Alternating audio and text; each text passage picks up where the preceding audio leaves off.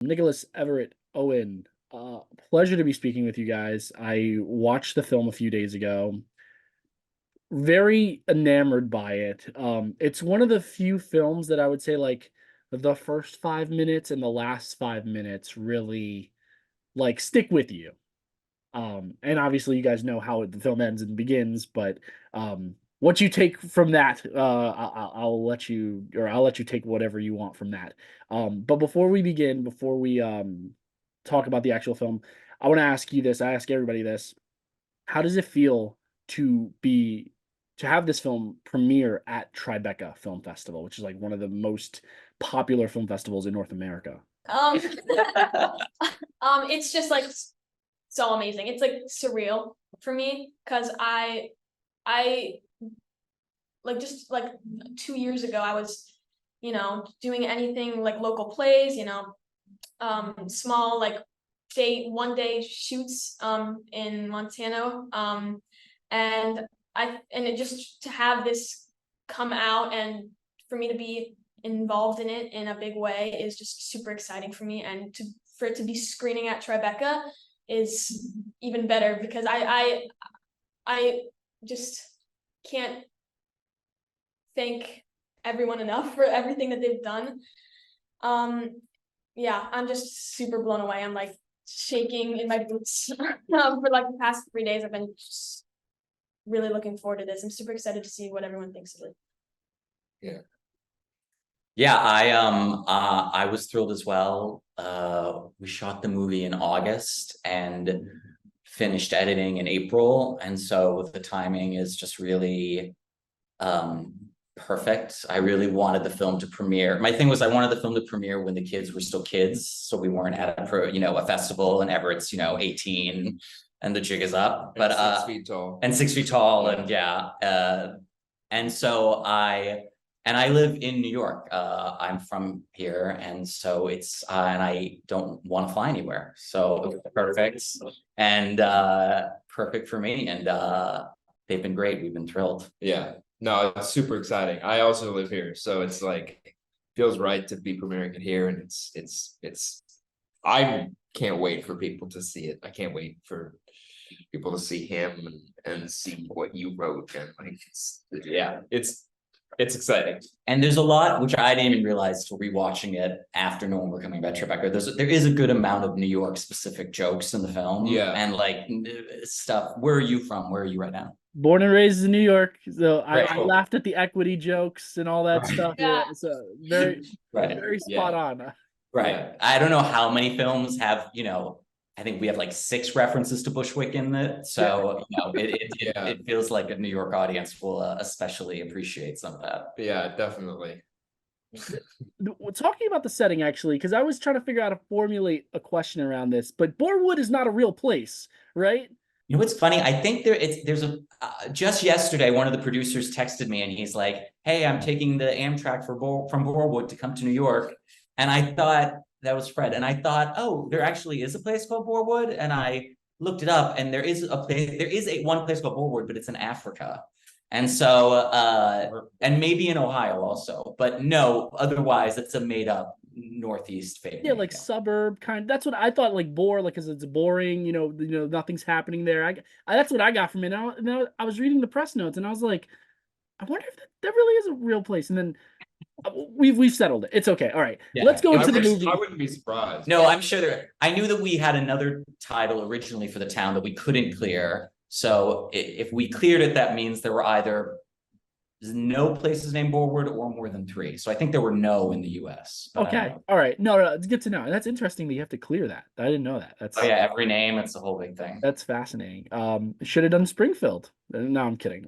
No, you're not wrong. Yeah, that's why. Next time, I'm just making everything up. No, you're good. My first question is actually for you. My first real question here, Nicholas. Where did the story come from? Like, what was the genesis of this idea? I don't know, did you draw on personal experience? I know you're the writer and director, so you have a particular closeness to this story. Yeah, definitely. It was early COVID, and I moved back to Massachusetts for what I thought would be, a couple weeks, and ended up being a couple of months. And like a lot of people not having maybe a future to look towards, I started looking backwards and digitizing home movies. And I digitized a lot of the plays that I directed as a kid out of my parents' basement, and films that I'd made out of their basement when I was Griffin's age. And I was finally old enough that I was struck by how the unintentional comedy of 13, 14-year-olds in bad wigs, you know, with fake cigarettes and fake martinis, talking about their divorces and all this stuff, and just became obsessed with the idea of kids playing adults. And so I took that idea and just kind of developed it, and more. Yeah. And I think you did a really good job. It's, as I said, it's very good, very heartwarming, very humorous. Next question is for you, Everett. Congratulations on this, dude. I think you're gonna be a star. Very charming performance. Like, you do a lot of your character rather does a lot of frustrating things, but it's hard to be mad at him because he's just so damn like likable, you know, and relatable and something. Everett. Well, you haven't seen me at home, but How did this story catch your attention? How did you become involved with the film? so it was just at the end of the school year for me, and I was looking forward to a summer. And I was gonna go on a big vacation for like a couple months. And a local casting director, sent us or emailed us the audition for this, and she said, "Hey, here's this audition. It's for a 14-year-old," and I was 13 at the time, and so we were like, "Okay, yeah, sure." And we sent in a slate. I sent in an audition, and I got a callback in where I live, and then I didn't hear anything for a little bit, and so I went to my vacation, and then I did 2 callbacks there, which was awesome because the vacation was more for my brother, and so I got to kind of like one up him, and I was like, "Hey, like, look, I'm doing this," and so. And then, yeah, I got the news that I got the part, and we started filming in August. End of July, beginning of August, yeah. Yeah. And what about the character really resonated with you? Did anything about the character resonate with you, or that you could relate with? Yeah. So ever since like I was like in school, so kindergarten up to 8th grade where I am now, I've had. I wouldn't say I've had trouble, but it was easier for me to connect to older people than to people my age. And so I was always friends with people that were, 2 grades up from me. I remember in kindergarten to 1st grade, I had this friend, she was in 2nd grade, and I would always go over to her house, and so I would always, go where my parents were, and I would talk to the older kids there. And I had friends, I used to do karate that were older than me by a couple years. And so I just think that was something that when I was playing Griffin, I had that kind of experience. And so it was relatively easy for me to kind of get back into that and like, have that mature side of him that, isn't always hanging out with, his school friends or his buddies that are his age. So I think that was probably one of the main things that I connected that we had in common. Yeah, I also want to say, just from the perspective of casting Everett, we had, I think Meredith Tucker and Betsy Fippinger, the casting director, saw over 400 kids. And Everett, it's funny hearing it from his point of view, because we started looking last February with the goal of having someone in by June, and we didn't get his first tape until Memorial Day. So it was a very, very like down to the wire, desperately trying to find this kid. And Everett was great, late breaking news. Yeah, no. And going back to what you said, Everett, about the not being able to relate with kids your own age, that's one of my favorite things kind of about the ending. And I'm not going to say much about it, but like, you can feel and see that kind of realization, your character come to that realization. And I thought it was really like, it just drove the movie home for me. So like, oh, I felt it, dude. I totally felt it. Yeah. Owen, congratulations on Planet of the Apes, dude. First and foremost. But this movie is the total inverse of Planet of the Apes, arguably. Yeah. What drew you to this story? What do you look for in a film, really? Like, because I keep watching you in this, I was like, all right, this guy's got range, like range with a capital R. So yeah, talk to me about like, were there things or similarities, or was it the differences from like a major motion picture, major blockbuster that kind of made you excited to do this project? I mean, it wasn't. I don't think it was the similarities or the differences that were the draw for me. It was, I mean, it was the script. Honestly, like I read the script and I was like, this is genius. I've never played somebody like this, and I desperately want to. And then Nicholas, I remember we met in like a little park in Brooklyn and just talked for a while, and it was so clear that he knew exactly the movie that he wanted to make and who this guy was, and you know, we I felt like we saw kind of eye to eye on Brad, and listening to your where you were pulling from for this character was, I was like, oh, this is I'm gonna get to play and do something new and kind of take some risks, you know, which I like to get to do. But yeah, no, there was that. I think Brad is so he's so unaware of his own absurdity, that there a lot of just fun came from getting to play with that, and see, you know, how far we could go with this guy.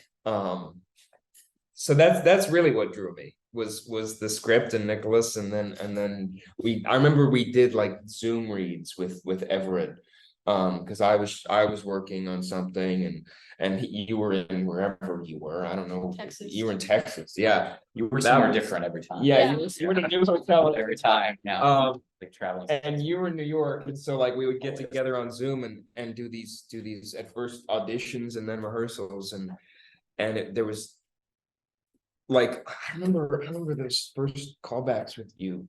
Like you got off Zoom, and that's always a nerve-wracking thing of doing a Yeah. callback and then getting off Zoom, and you know that they're still on the other end. Yeah.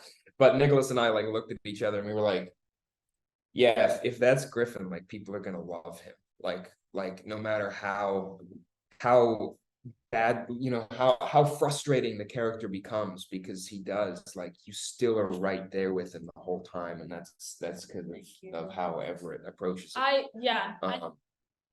I think the same thing. I was super nervous for my first day coming in there, because you know I haven't led a movie before that, and so I just in like for 15 minutes, the first 15 minutes of filming, of rehearsing, it was already, all my nerves were already gone, because they everyone there was like so welcoming, and they were all so kind, and they were so talented. Like I built Griffin with Nicholas. We kind of, you know, discussed it together, and we found a spot, and we discussed how, you know, we wanted him to be, and we tried it different ways. But in Owen, like being able to build him off of Brad was so awesome, because if we had anyone else for Brad, it would have changed the whole movie, because Griffin would have been different. You know, it was so good, and everyone was so amazing, and it was just, I was so lucky to be able to work on this with everyone. And it was casting them together. I mean, Owen was cast first, and then we did the callbacks with him and the three potential Griffins. And actually, do you remember what you actually said after his when he got off? No, but I remember saying that, like, No, but I yeah. don't remember. Owen also was like, when Everett got off the Zoom, Owen was like, that was me at 14. Oh, yeah. It was like, No, that's it's true. We like, I watch, even in like right now, like I'm watching you and I'm like, yeah, this is exactly what I was like it's a weird kind of mirror effect. They are kind of cool. twins, which we thought maybe it would be interesting for the group. It works. It works, and there are some interesting parallels between your characters, which once again I will not get into because I do want to save that for people who haven't seen the movie yet. I only have time for one more quick question, and that will simply be, what do you guys hope that audiences take away from it? Is there a singular theme that this story focuses on that you hope people are able to grasp at, or is it just open to interpretation? Anybody could answer. Or all of you I can. think, and I don't know what your answer to this would be or yours, but I think one of the things that I take away from it is how important it is to actually communicate with people in your life. There's a lot of kind of people not really talking to each other in this movie, like sort of avoiding really saying what's going on, or not knowing how to express something. I don't know, that's a kind of through line for me. I don't know if that was intentional. Sure. Yeah. Yes. I'm saying this is a good thing. So it No, was that's interesting. intentional. Yeah, definitely. I'd say for me, I think it's open to interpretation. I think whatever people want to take away from it, from their own personal experience, is great. But for me, I'd say what I think is a good thing to take away from it is to not grow up too fast, because you see that in Griffin. He tries to like force himself to grow up a little bit, and it doesn't end up well. So I think because I've done that before. I've tried to grow up, and I've tried to be more mature than I should be, and I've tried to like push other people away because I didn't think that I was trying to be older. It just doesn't it doesn't really end well if you don't do it in the right way. I think it's great to be like mature and to grow, but there's a way to do it, and I just think that that's a good thing for people to learn and to not do in a bad, what I mean, in a bad way. So Yeah, I mean, and for me, I'll just say if people pick up on any of the more thematic elements that they discussed or that I discussed earlier, that's great. If people just laugh at the film, I would be perfectly happy with that. So if that's their only takeaway was, wow, I laughed a lot at that, I would feel completely satisfied. Well, I did laugh a lot, and I enjoyed the movie across the board. Thank you guys, Owen, Everett, Nick. Thank you guys so much for your time. I cannot wait to see what all of you do next. I wish you the best of luck. I hope you have a wonderful festival. Take care. Thanks. Thank you so Cheers. much.